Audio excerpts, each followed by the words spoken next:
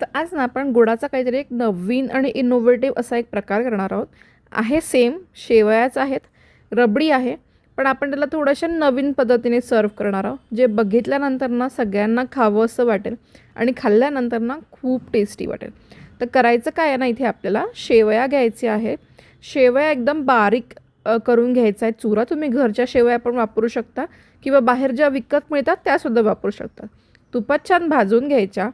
थोडंसं पाणी टाकून ह्याला सॉफ्ट करून घ्यायचं. कंडेन्स मिल्क घालून ह्याला सेटिंग करायची आणि नंतर ह्याला मिक्स करून लगेच गरम गरम ह्याला आपण मोल्डमध्ये घालून घेणार आहोत. आता ह्याची जी डिटेल्ड रेसिपी आहे ना, ती माझ्या चॅनलवर आहे.